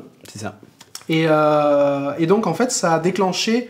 Le fait d'avoir ce pouvoir entre les mains, ça a déclenché des guerres entre des pays. Voilà. Et ça a failli détruire le monde. Sans limite, hein. C'est un peu l'arme atomique. Voilà, c'est un peu l'arme atomique, parce que vous créez des géants qui explosent tout. Enfin, on peut vraiment faire tout ce qu'on veut. Et il n'y a que la limite de l'imagination des écrivains. Et donc, suite à cette guerre, en fait, tous les stocks de papier ont été brûlés. On a interdit l'écriture. Et les écrivains ont été mis en tôle. C'est ça. Un peu sortis là. Et donc là, le monde va mieux, le monde est en paix, on vit là-dedans. Et les bouquins ont été remplacés par des livres audio, en fait. Des podcasts ou des émissions audio, de la radio, quoi. Et donc, tout va bien. À part que, il y a quand même, on voit des paper cuts. De temps en temps. De temps en temps, qui réapparaissent. Et Tu jouais à Paperboy quand t'étais petit ou... Ouais, non, j'aimais pas. Paperboy. Je jouais à Paperboy, tu sais, c'est le jeu où il y avait le mec en vélo qui jette des journaux. J'éclatais 3 fenêtres et j'arrêtais. C'est ça. Et merde, j'en étais où? Je sais plus ce que tu disais. Tu disais, et on voit de temps en temps réapparaître. On voit réapparaître ces écrivains et donc leurs méfaits souvent, parce que c'est souvent des criminels ou des choses comme ça. Et donc la couronne a décidé de créer une brigade qui s'appelle Nostromo, dans laquelle il y a des agents qui sont là pour enquêter, pour dénicher ces écrivains renégats, et qui, nouveauté, maintenant, en recrute certains en son sein, parce que, quoi de mieux pour combattre des écrivains? C'est un peu comme les hackers repentis. Voilà, exactement, c'est ça, c'est vraiment ça. Et donc, du coup, mais on peut jouer des membres de cette brigade de Nostromo, qui va enquêter pour dénicher ces écrivains renégats. C'est un peu la police secrète. Alors dans le chat, on nous dit c'est du déjà vu, tout ça, les trucs cyberpunk avec des monstres et tout, c'est vrai. Mais pas steampunk. Ouais, steampunk, oui. Ah, pardon. J'ai dit cyberpunk. Non, steampunk avec des monstres et tout ça. C'est vrai que c'est du déjà vu, mais dans mes souvenirs, pas tant que ça en jeu de rôle papier. En jeu de rôle papier, non. En ce moment, il y a Steam Shadow qui sort, de JDR Edition. De JDR Edition. Voilà. On en parlera une autre fois. Voilà, mais surtout en français, je crois qu'il y a que ces deux-là aujourd'hui. Ah oui. Voilà, et jusqu'à présent, il y en avait juste pas. Enfin, ouais, après que l'histoire, le fond du truc soit pas original, ça, bon. Enfin, vraiment du steampunk victorien, à ma connaissance, il n'y en avait pas. Ouais. Moi, je trouve assez original quand même l'aspect du papier, où t'écris un truc, ça serait. Alors, le principe des pouvoirs, c'est pas mal. Et donc, du coup, dans Nostromo, dans la brigade, qu'est-ce qu'on peut jouer? On peut jouer à la base, donc les principaux, c'est les inquisiteurs qui sont là pour enquêter et pour savoir, pour dénicher les interrogatoire, tout ça, qui peuvent se spécialiser en trackers ou en enquêteurs. Donc soit plus enquêteur, c'est plus à la Sherlock Holmes, trouver des indices, tout ça. Tracker, c'est plus pour faire soit des poursuites, soit vraiment la chasse à l'homme, quoi. Après, vous avez aussi des soldats, donc bon, ça parle bien de lui-même. Alors soit vous pouvez les spécialiser en garde du corps, c'est-à-dire pour protéger vos coéquipiers, soit en brut, où là c'est pour avoiner comme soit des le gros cochons, tank, soit la DPS. Oui, ça peut être un peu ça. Si on parlait en termes jeux vidéo. Vous avez l'espion, qu'on peut spécialiser en escroc, donc beaucoup plus ouvrir des portes, arriver à s'infiltrer un peu partout. Enfin, arnaqueur. Arnaqueur, c'est arnaqueur, tout ça. Et l'ombre qui est au contraire, celui qui s'infile partout, qui sait se déguiser, qui sait se faire passer pour quelqu'un d'autre, se faufiler dans les ruelles sans se faire voir, enfin voilà. Et à la fin, donc, vous avez l'écrivain, qui lui peut spécialiser en naturaliste ou en romantique. Alors je sais plus lequel c'est, il y en a un, c'est juste pour augmenter la puissance de vos créations, et l'autre c'est pour leur donner des habilités. Sachant qu'on n'est pas obligé de vraiment entièrement se spécialiser d'un côté. On peut prendre un peu des deux et monter comme on veut son truc. C'est juste pour donner le ton. Pour personnaliser un peu plus les persos, vous avez des tempéraments. Par exemple, il y a le bourrin, le gars qui fonce dans le tas. Et en fait, ça va vous donner... Alors, ça donne plus des avantages que des défauts. Ça peut donner des petits défauts dans le caractère. Ah oui, cette page est juste magnifique. La page de Londres, là, le décor de Londres. Donc oui, pour les tempéraments, ça peut vous donner des petits défauts, mais c'est surtout un avantage, et savoir comment regagner votre détermination. Et la détermination, c'est bien parce que c'est ça qui vous permet de faire des actions un peu héroïques, et donc de recharger un peu vos batteries pour faire ces actions héroïques. Après, le système de jeu, comment il marche? C'est un système, bon alors, comme d'habitude, là c'est pas donc des caractéristiques, ils appellent ça des traits, au nombre de 4. Il y a vigueur, donc qui correspond à tout ce qui est physique, force physique, endurance, tout ça c'est la vigueur. Vous avez le mouvement qui comprend tout ce qui est déplacement, mais aussi agilité, souplesse. Vous avez l'esprit qui caractérise tout ce qui est d'ordre intellectuel. Et vous avez le charisme qui sont toutes les relations sociales. À partir de ces traits principaux, vous avez des traits dérivés en fait qui sont d'autres caractéristiques qui se calculent en fonction des premières. Donc c'est genre... on va pas rentrer dans les maths là. Hein. Voilà, et c'est du maths. Donc pour ça vous avez la vitalité, donc c'est savoir votre endurance, vos points de vie quoi. La détermination qu'on parlait tout à l'heure. Il y a une fiche de personnage, attends. C'est une fiche de personnage? Ouais, je montre en même temps. Ouais, je sais pas si on peut, mais... Et l'initiative pour savoir quel est le premier qui tape. On n'y voit rien du tout là. Le premier qui tape. C'est un système qui marche avec des niveaux un peu comme Donjons et Dragons. Donc voilà, système à niveau. Et donc certains traits dérivés se calculent avec les niveaux. Après, vous avez des compétences. Donc ça, c'est pour affiner le système, pour savoir si vous êtes très doué, par exemple, dans les armes de jet, pour tirer à l'arc, ou d'autres compétences, mais qui sont assez généralistes. Ne sont pas très détaillées, les compétences. Comment le... Quand vous faites... Ça fonctionne avec des dés de 6, on l'a pas dit. Dés de 6, oui, c'est des dés de 6, pour rester assez basique.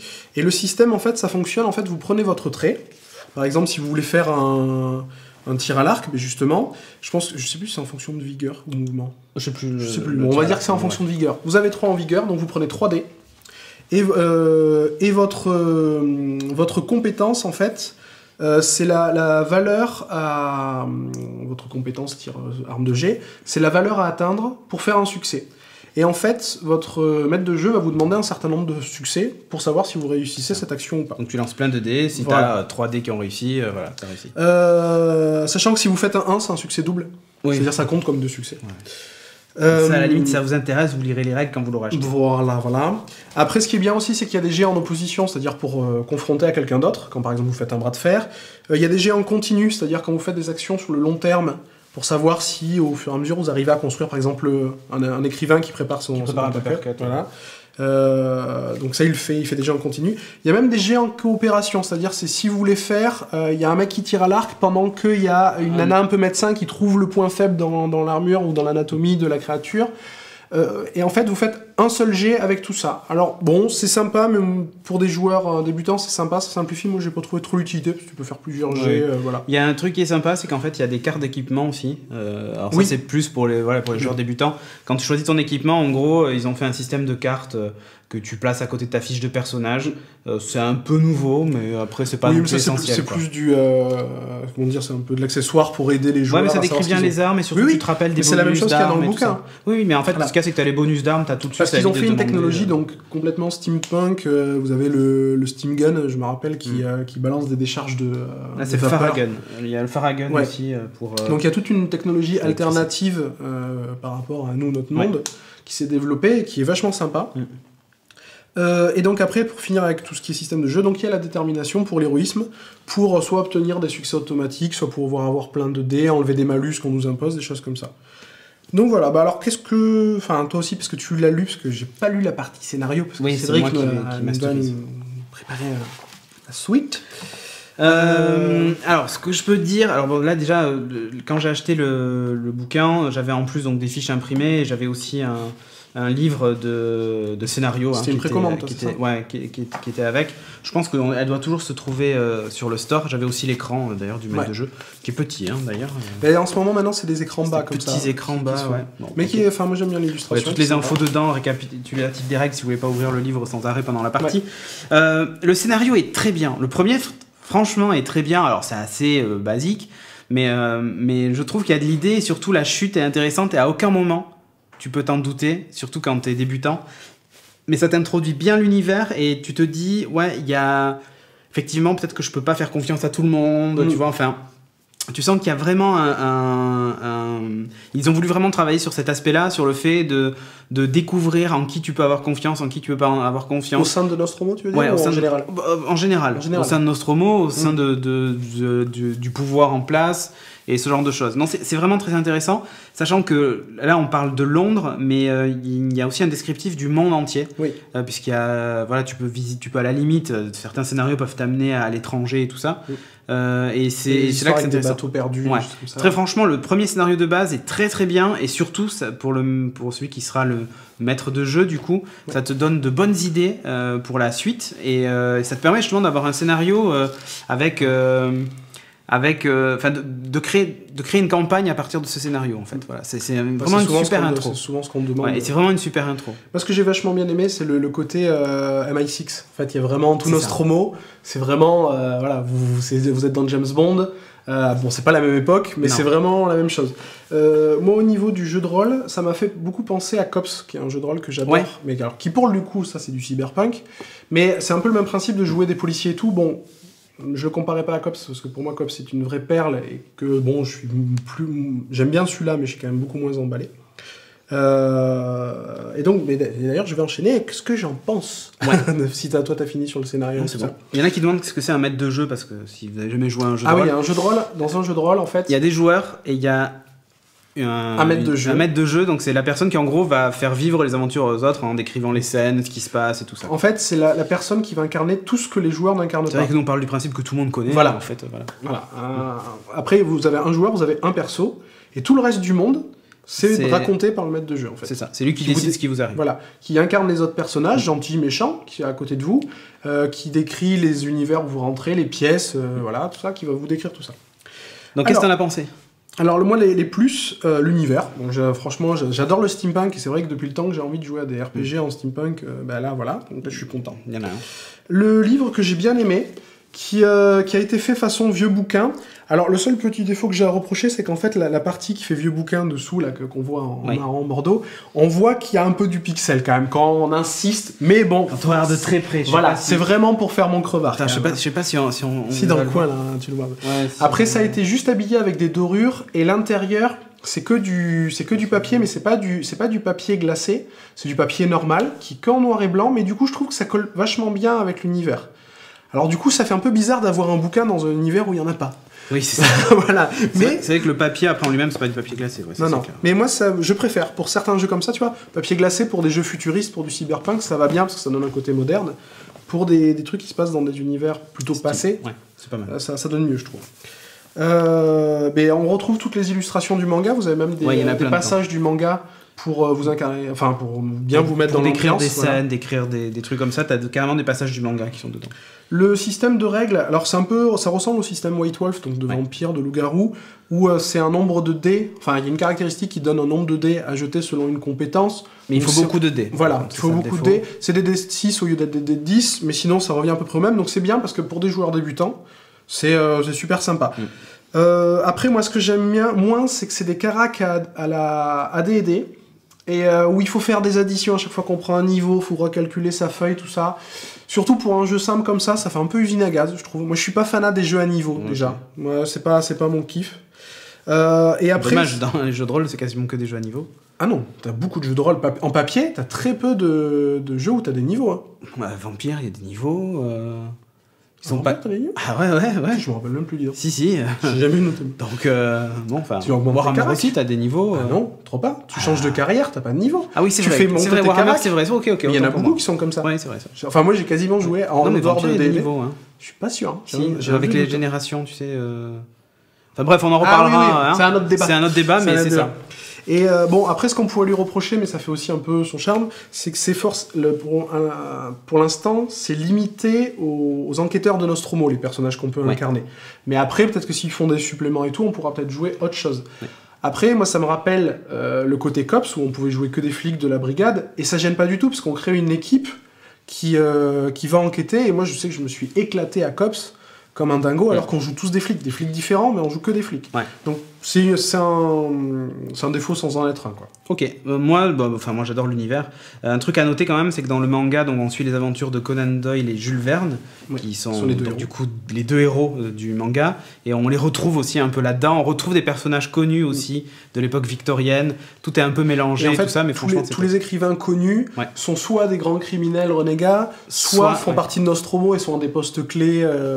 Tu peux retrouver un Dr Jekyll, quoi, tu vois, ce genre de truc. C'est très rigolo, tout est mélangé, mais franchement, c'est l'univers. Par exemple, Edgar Allan Poe a voulu assassiner la reine, enfin des trucs comme ça. Donc, je te propose que maintenant, on fasse une petite pause Doritos. Domitos, attention. Domitos. Donc je sors mes Domitos. Je peux avoir ma tablette s'il te plaît. Voilà, merci. Donc petite musique d'ambiance, tout ça, histoire d'accompagner les Domitos. Hein. Alors, c'est toujours. Alors, je vous explique le principe quand même de l'instant Domitos. On a un Patreon en cours. Alors, Patreon, c'est quoi ? C'est un système qui permet de nous aider à financer le studio et tout ça. Et en gros, tous les mois, des gens, vous imaginez, des gens donnent de l'argent pour regarder cette merde. Mais qu'est-ce que c'est ça ? Donc, des gens donnent de l'argent et il y a un Jean pour le moment qui donne quand même $100 par mois, ce qui n'est pas négligeable. Et donc pour $100, il a droit d'avoir un message dans l'émission. Un petit instant Domitos. Un petit instant Doritos. Domitos, j'y arriverai jamais. Non mais parce que je lis sur le paquet en même temps, tu vois. Donc du coup, on est payé pour vous dire ce qui va suivre. Donc là, non mais c'est ça. Oui, non mais c'est ça. J'explique le principe, tu vois. Je veux pas aller en prison si jamais des gens apprennent qu'on aurait parlé d'un truc, de la publicité masquée, tout ça. Je veux pas risquer les 13 000 € d'amende et je sais pas combien de prison. Donc bref, le message, c'est pour vous dire que c'est alcor.com qui nous soutient. Alors alcor.com, c'est HALKOR.com.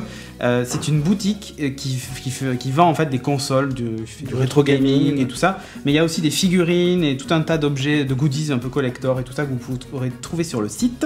En ce moment, il y a un petit code promo, c'est PromoGeeking10. Si vous tapez ça tout en majuscule, PromoGeeking10, je vous le tweeterai tout à l'heure. Donc avec ce code-là, vous aurez 10 € de déduit sur votre panier. Direct comme ça, c'est la classe. Et le top du top, alors c'est à partir de 50 € d'achat évidemment, mais le top du top, c'est qu'en plus les frais de port sont aussi offerts. Donc non seulement vous avez 10 €, mais en plus les frais de port sont offerts. Et ça, c'est avec le code. Okay. Avec le code. Donc promo Geeking, tout en majuscule, genre tu vois, tout 10. Attaché, 10. Ouais, promo Geeking 10. Alors n'essayez pas de taper promo Geeking 50, vous aurez pas 50 € de remise. Non, c'est promo Geeking 10. Je vais taper un 1000 tout à l'heure, je vais tenter le 1000. Tu vas tenter le 1000 pour voir. 1000, ouais.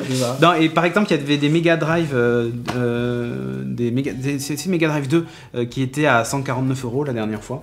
Je crois qu'elles y sont encore. Elles sont neuves. C'est vraiment les consoles. En boîte, non, mais elles sont emballées. C'est-à-dire que la boîte est un peu abîmée, elle est un peu vieillie avec le temps, mais du coup, si tu veux te faire la collecte, tout ça. Voilà. Donc il y a pas mal, du coup, il y a pas mal de choses. Tu vois, on a vraiment pas bu, hein, c'est dramatique. Faut qu'on boive. Du coup, il y a pas mal de choses que vous pouvez retrouver sur alcor.com. Donc allez-y de notre part.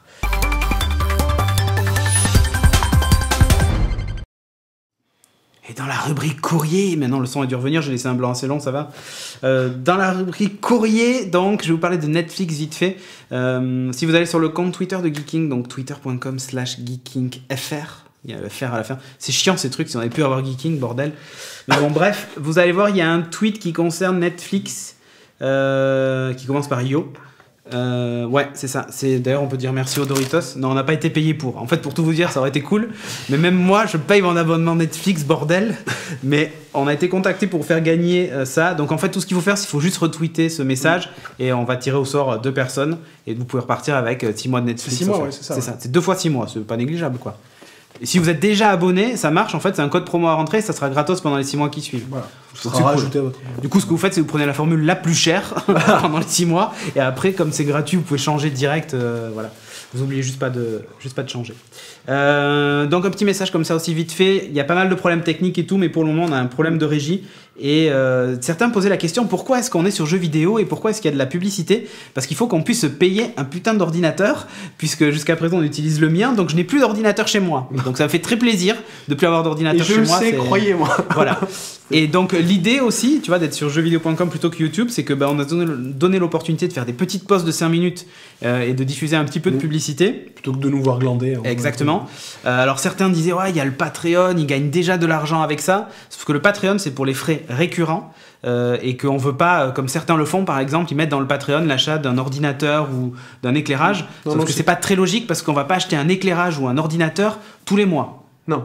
Voilà, donc vraiment le Patreon c'est que pour les frais récurrents. C'est pour le studio, voilà. Et là, donc on est chez Gaming Live aussi parce que pognon égale fric, égale CPM, égale publicité pendant le live. C'est tout.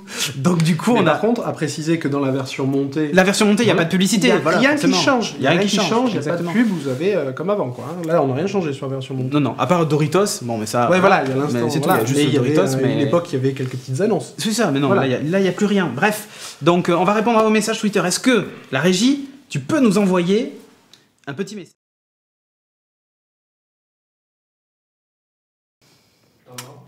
Temps mort, c'était pas celui-là, je voyais passer Bukake, tout ça, ouais, ça commençait bien déjà. Ça, on était bien chaud. C'est ça, Cédric, la semaine dernière, tu nous avais promis de chanter Bukake, c'est vrai. Mais il n'y a pas d'alcool.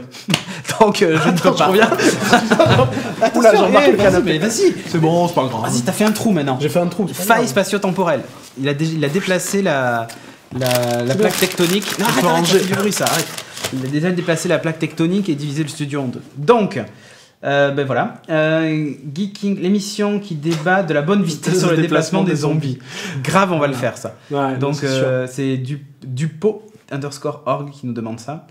Let's qui dit, il me semble qu'à la Japan Expo, on pouvait tester le jeu de rôle City Hall avec les auteurs. Les gens avaient l'air d'aimer. Ouais, c'est vrai, ils y sont en fait chaque fois. Ils sont super sympas parce qu'en plus, j'avais fait une vanne pourrie sur l'APER. Oui, parce que alors justement, parce que les auteurs, donc c'est c'est Guérin et l'APER. Le jeu de rôle, c'est Vernet. Mais ce qui est bien, c'est que Guérin et l'APER, j'avais fait une vanne pourrie. Il y en a pas deux, tout ça. Enfin bref. Non, mais ce qui est bien, je m'appelle Bonnet, j'ai le droit, quoi. Les deux auteurs du manga ont participé à la création. Du jeu, tout à fait. Voilà, ça c'est bien et à noter, quoi. Tout à fait. Le manga City Hall est vraiment cool et en plus pour avoir interviewé les auteurs je peux vous dire qu'ils sont super cool, je le conseille. Ça c'est Let's qui nous dit ça donc sur le hashtag GeekingGL. Est-ce que tu en as un autre? Est-ce que les pubs peuvent mieux s'enchaîner? SVP on entend Zaz sinon. Mais oui, mais ça nous on n'y peut rien. Alors, la semaine dernière c'était les Gardiens de la Galaxie. Voilà. Donc c'était sympa. Seulement on s'est dit, le problème c'est que les mecs ils voulaient écouter la musique. C'est lui. Du coup ils mettaient l'adblock et du coup pas de CPM, pas de pognon, tout ça. On pouvait pas s'acheter un ordinateur donc on a dit on va essayer de les torturer un peu pour qu'ils lâchent de la thune. Donc. Moi j'avais voté pour Tal. Moi je suis désolé, j'ai essayé de vous épargner. C'était ou Zaz ou Tal. Lui il faisait partie de la team Tal. Nous étions dans la team Zaz. Vous étiez tous pour Zaz. C'était ça ou Sinclair, mais on s'est dit si on met Sinclair, Mister MV il allait avoir la chiasse. Il avait dit que ça allait donner la chiasse, donc du coup on a dit. Après on lui a envoyé un petit coffret de piment avec et puis c'était bon. C'est ça. Plutôt que Z Nation, je recommande The Strain de Del Toro. L'équipe, oui, on le regarde avec Sophie. D'ailleurs, il manque juste un peu la fin là, à regarder, mais c'est vraiment top. The Strain, c'est vraiment bien. J'avais un doute moi au début et j'ai bien aimé. Où est-ce que tu achètes tes t-shirts, Cédric? Alors, celui-là, je sais plus d'où il vient. T-Fury peut-être? Je sais plus, il y en a plein. Il y a QWERTY, T-Fury, il y a quoi d'autre? Où est-ce qu'on les achète d'autres? Je sais plus. Mais c'est essentiellement sur ces sites-là que moi je les achète. Non, la fraise c'est mort, ça fait bien longtemps. Non mais j'en ai plus de t-shirts la fraise, ils sont tous usés. C'est mort et le twist, exactement. Donc non c'est T-Fury et QWERTY. Enfin comme QWERTY mais à la fin c'était EE quoi. Jeu de mots, Ramon Show. Et T-Fury c'est pareil, c'est T et Fury F-U-R-Y. Bref. Tu vas continuer tes autres podcasts, Cédric? Que tu avais, Cédric. Alors Cédric, il n'y a pas de cas. Attention, je déconne pas avec ça. Moi, je suis pas breton. Moi. Donc, t'es germanique? C'est ça. Non, oui. Je vais continuer. Et voilà. Dans Ascension, ça ne choque personne. Un vaisseau. Un vaisseau comme moi je peux te répondre que non, étant donné que quasiment toute la technologie spatiale qu'on a encore aujourd'hui, elle date de ces années-là, le vaisseau le plus... Oui, mais le look quand même du vaisseau, l'intérieur, est très futuriste. Le look, je dis pas. Mais par exemple... Ouais, pour les années 60, c'est un peu ballot. Mais c'est pas une vraie réalité, puisque la réalité de 2014... C'est pas une vraie réalité, parce que la réalité de 2014, c'est un peu transformé. Donc ils ont aussi plus transformé oui. Celle des années 60. Non mais quand tu vois que la technologie spatiale le plus s'était développée dans ces années-là, et que tu vois qu'aujourd'hui le vaisseau le plus fiable c'est toujours le Soyuz qui date de ces années... C'est pas faux. Franchement. The Strain, donc c'est S-T-R-A-I-N, puisqu'on pose la question dans le chat. Oui. Parler de Zombieland et In the Flesh plutôt que de The Z Series. C'est fait, on en a parlé. Alors In the Flesh, on a parlé il y a 2 épisodes. Oui. Zombieland, on a parlé l'année dernière, mais alors on n'avait pas trop kiffé la série, je parle. Le film, je dis pas, mais la série, pas terrible. Série d'Amazon d'ailleurs. Honnêtement, pour moi, Tal, c'est bien pire que Zaz. Je suis entièrement d'accord et c'est pour ça que j'avais voté pour. Je sais pas quand même, parce que... Ah si, pour moi, c'est de la misère galactique à côté. Non, attends, je peux pas te laisser dire ça. Tal, c'est gentillet. Zaz, c'est de la merde, mais c'est de la merde qui te donne des leçons, tu vois. Et moi, ça me fait chier. Ah oui, merde, ça me fait chier, c'est pas compliqué. D'accord. Votre recette pub va partir à la SACEM pour Zaz, bravo. Non, puisqu'en fait au montage on coupe les passages avec Zaz. Non, vous en faites pas. T'inquiète, je suis pas ouf quand même, je vais pas laisser Zaz. On est con, mais on n'est pas suicidaire. C'est pas pareil. Avec le pognon qui tombe à foison grâce à Alcor et au CPM de Gaming Live, à quand les nouvelles décos pour le studio? C'est Kalek qui nous dit ça. Alors, écoute, déjà je trouve que c'est pas mal, on va pas changer tous les 4 matins. Et puis ça, c'est que des objets qu'on a accumulés. Des objets perso qu'on a payés. Je pense qu'il parle pour les autres décors. Ah, les autres décors, avec le dernier palier du Patreon. Oui. Mais c'est en cours. Donc en fait, c'est juste que on a eu qu'un paiement d'un mois pour le moment. Donc voilà. Et là, pour vous dire, ça fait 2 fois qu'on a fait du bon Razmot avec les comptes de l'assaut. Mais alors, quand je vous dis du bon Razmot, c'est du bon Razmot. Il a fallu serrer un peu les fesses. Voilà. Il a couché avec la banquière. Voilà. Qui est un banquier. Oh non, pas celui-là. Non. Vegeta. Oui, pas Vegeta. T'as pas cru avec Vegeta? Non, ça Nos risque pas. banquiers, c'est Vegeta. Voilà. Donc, Season 1, bientôt son émission. Bah tiens, bonne question. Sophie, quand est-ce que tu fais ton émission que sur les séries? Et oui, on y réfléchit. On y réfléchit. voilà le... J'y réfléchis fort. Elle y réfléchit très fort. Et ça peut un peu répondre à la question d'avant aussi. Voilà. C'est-à-dire qu'il faut qu'elle y réfléchisse, qu'elle nous dise ce qu'elle veut, et ensuite on le fait. Vous arrivez bien à gérer votre nouveau rythme qui a augmenté. Écoute... Pour l'instant, oui, mais bon, oui, après... et puis il n'y a pas de raison qu'on le gère pas. Voilà, oui. Si on s'y Moi, je pense que ça va le faire. Le Soyuz de nos jours n'a rien à voir avec celui des années 60. Oui, ça d'accord, mais la Attention. technologie de base n'a pas... Enfin, le corps du vaisseau n'a pas tant évolué que ça. Après, l'équipement intérieur, oui. On nous dit Camaro ou Crazy Frog.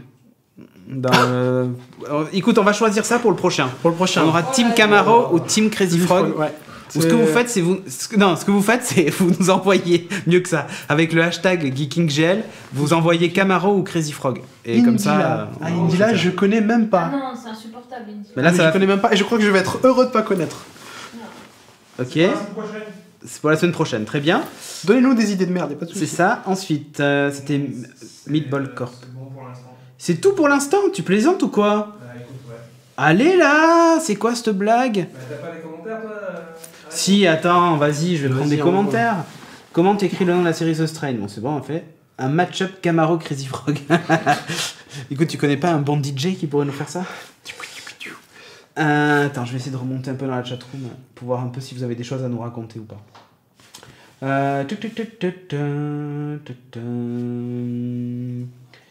Alors, puisqu'il disait que c'était la survie de l'émission et que j'aime assez pour y participer. $10 par Patreon, ok, ça c'est les gens qui se battent entre eux, c'est est-ce qu'il faut donner Ou pas. de l'argent ou pas. Le stream est pourri, il y a plein d'interruptions. Ouais, alors ce soir on ne sait pas pourquoi. C'est assez bizarre. Donc voilà, l'intérêt du live était justement d'avoir les séquences entre deux sujets. Alors il faut savoir que le live, il y a une version montée du podcast qui va être disponible, une version en podcast qui va être disponible là dans les jours qui viennent, donc avec toutes les émissions montées. Voilà. Mais ce qu'on va faire quand jeuxvideo.com, Mélodie si tu nous écoutes, nous aura donné les accès au FTP, on va fournir le replay du live pour que eux puissent aussi le diffuser et que vous ayez les séquences entre les génériques et tout ça quoi. Pour voir qu'on dit encore plus de la merde. On dit encore plus de la merde. Danaïm qui te demande de présenter un des objets derrière toi. Je présente un des objets derrière moi, mais de quoi veux-tu que je parle? C'est le casque. Le casque. C'est une des plus belles pièces. Voilà. C'est le numéro combien? C'est marqué sur le socle, non ou pas? Ou en dessous peut-être, je sais pas. Il n'y a pas le numéro? Non. Oh, c'est numéroté normalement. Donc ceci est un C'est casque numéroté, d'Iron c'est Man. Mais attention messieurs dames, il pèse 7 kilos puisqu'il est en iron. Voilà, non c'est une belle pièce qui avait été achetée à l'époque chez Sideshow. Ça existe toujours d'ailleurs, Sideshow Collectibles. Vous cherchez ça sur internet. Alors ça, malheureusement, celui-ci ne se trouve plus puisqu'il était limité à 500 exemplaires je crois. Et à l'époque, je me souviens, je l'avais précommandé, il m'a fallu 1 an avant de le recevoir parce qu'ils sont faits main. Tu regardes, il a des défauts, il est pas parfait. Ah oui, on tout voit ça. les soudures et tout. Là, Ouais, bah oui, hein, c'est vraiment un truc. Il y a du cuir à l'intérieur. Made in India. Ah oui, mais c'est possible. Non, Hein. c'est Les Indiens, ils peuvent. Hein. Et donc, bref, c'est un casque qui à l'époque coûtait, je crois, $430. Ce qui est pas très élevé en dollars, euros. On peut le mettre sur la tête. D'ailleurs, je vais le faire tout de suite pour avoir l'air bien Par con. contre, comme il est lourd, il va perdre sa nuque. Alors, il est vachement articulé, hein, donc on peut juste ouvrir ça. Voilà, c'est. Donc le coup de la visière qui se ferme toute seule, tout ça, non, ça fait Alors, pas avec celui-là, non. Et normalement, d'ailleurs, celui-ci devait avoir les yeux qui s'éclairaient. Et finalement, au dernier moment, ils n'ont pas pu intégrer le mécanisme. Alors, on voit qu'ils avaient commencé à faire le truc, mais ils se sont arrêtés. Et ils ont dit, bon, on vous les envoie comme ça. De toute façon, ce sera des collectors, hein, puisqu'on va plus en refaire. On s'est tellement cassé le cul à les faire que c'est un méga collector. Donc, du coup, il y a 500 exemplaires de ce casque. Je suis très content. Et donc, un vrai fer. Alors, je vais essayer de le mettre. Après, on peut plus l'enlever. Il faut savoir, c'est aussi l'une des particularités de ce casque. Oui. Voilà, je peux pas le garder trop longtemps parce qu'en fait, ça te fait un visage plus fin qu'à la normale. Hein, de quoi? Non, le problème c'est qu'en fait il y a une barre en fer à l'intérieur qui se pose, tu sais, comme des lunettes. Mais ce problème c'est qu'elle est en fer et elle est taillée et ils ont oublié de mettre du cuir à cet endroit, je pense. Et elle est aiguisée. Et elle est aiguisée. Je sais pas si non, on va certainement pas le voir à l'intérieur, mais en fait, en gros, il y a une petite barre noire. Enfin voilà, bref. Il va falloir le lustrer un peu là. Ouais, là il a commencé un peu à prendre la roue, mais c'est du métal, hein, donc bref, du coup voilà, vous voulez un élément de décor, on vous en a présenté un. Qu'est-ce qu'il y a, vous avez commandé quoi pour Noël, me demande Nicolas Poppy. Bah écoute, moi j'ai rien commandé, c'est surprise. Du coup je sais pas, peut-être j'aurai un appareil à raclette, on sait jamais.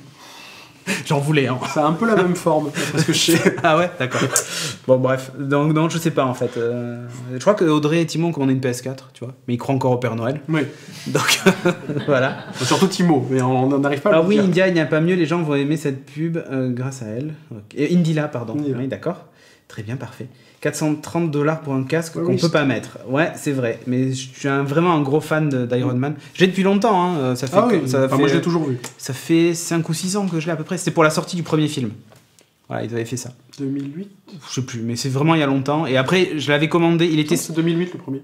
Ouais, il l'avait fabriqué un an après et il était sorti vraiment. Et il était sorti vraiment qu'un an après. J'avais attendu vraiment 12 mois à la précommande. Et du coup, je croisais les doigts parce qu'ils n'avaient pas prélevé le montant. Ils avaient prélevé juste un petit morceau. Et ils avaient dit on prélève en gros les 90% restants lors de l'expédition.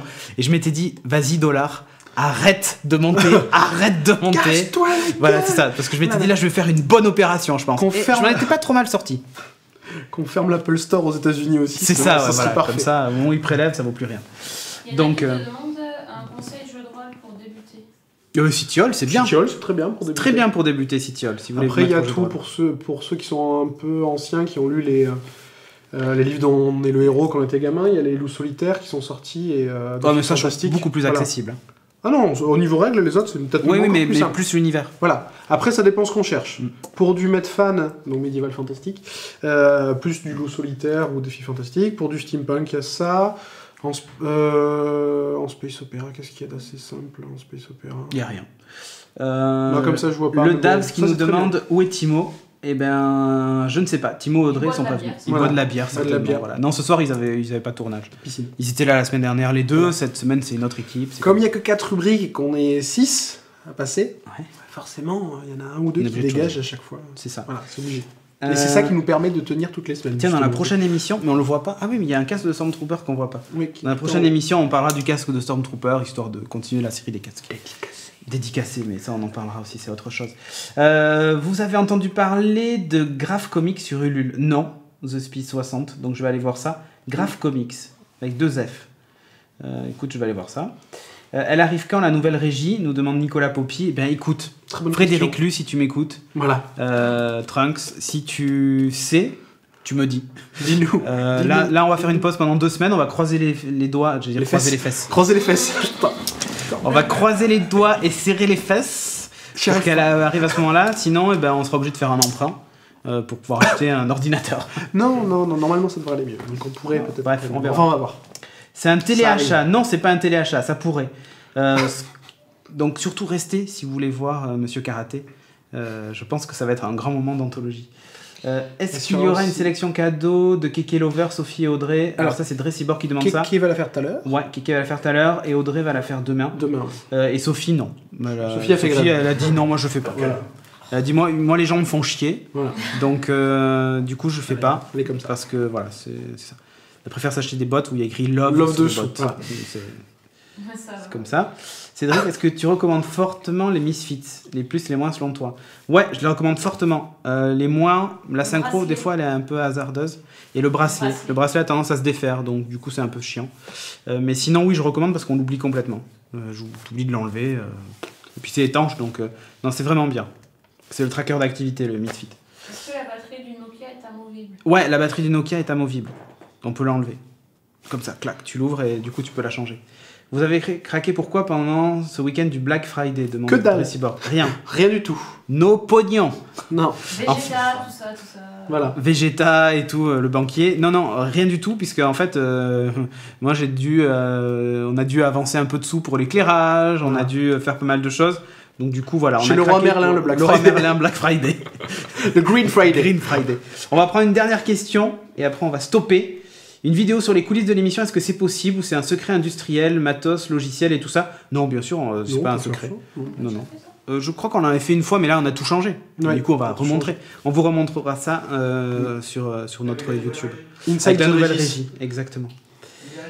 Une dernière, pourquoi pas faire une émission sur les derniers smartphones haut de gamme? Eh ben parce qu'écoute, ça vaut cher les smartphones haut de gamme et que il faudrait qu'on demande à ce qu'on nous les prête.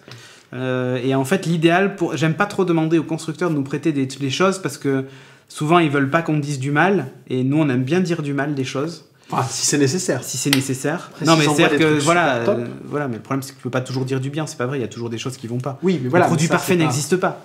Donc voilà, donc du coup c'est un peu compliqué quoi. T'as une question qui est revenue plein de fois. Où peut-on trouver les anciens épisodes de Geeking? Où peut-on trouver les anciens épisodes de Geeking? Alors soit si vous avez iTunes, vous allez chercher sur iTunes. Sinon vous sur YouTube. Ouais, sur YouTube. Sur notre chaîne YouTube. Ah, sur notre chaîne il n'y a pas les vieux. Parce qu'il y a Laurent qui cherche avant le 64. Ah oui, non, avant l'épisode 64, je sais pas. Sur YouTube, c'est à partir de 90, je crois. C'est préhistorique. Oui, ouais. voilà. Non, j'écoute, je vais demander à Indiana Jones d'aller chercher, mais non, je sais pas. Là, c'est l'archéologie. Sur iTunes, tu les as pas les vieux? Je sais pas. Sur iTunes peut-être sur geeking.fr. Non, il a pas dû trouver. Je sais pas. Je ne sais pas moi-même. Je vais chercher. Peut-être sur Dailymotion, il doit y être. Bref, sur ce.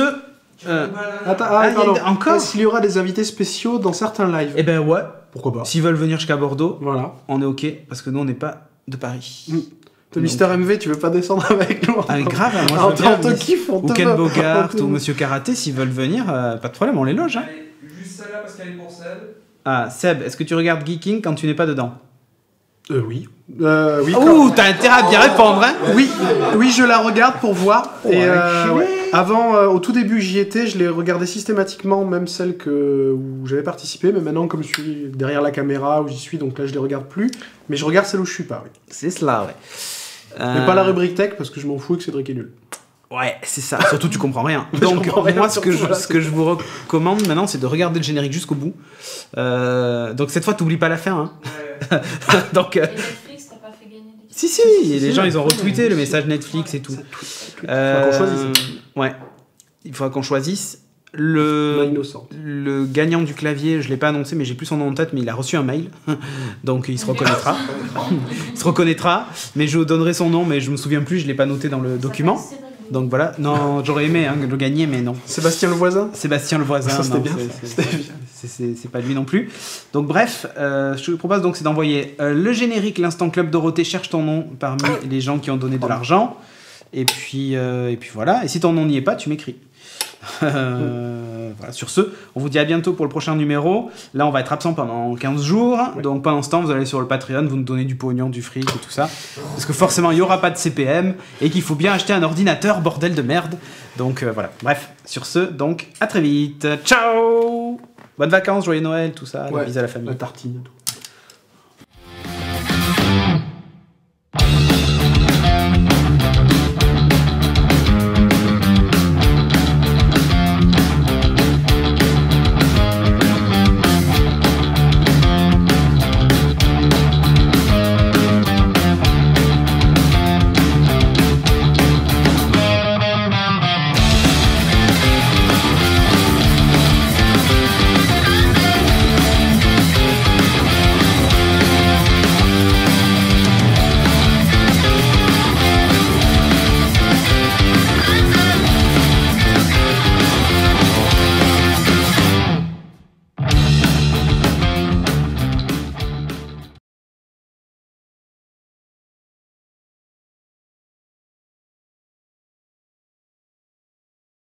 Sur ce, donc vraiment cette fois on vous dit au revoir, bonne fête, joyeux Noël, tout ça machin. Et puis donc, à dans 10 kilos. À dans 10 kilos. Ciao.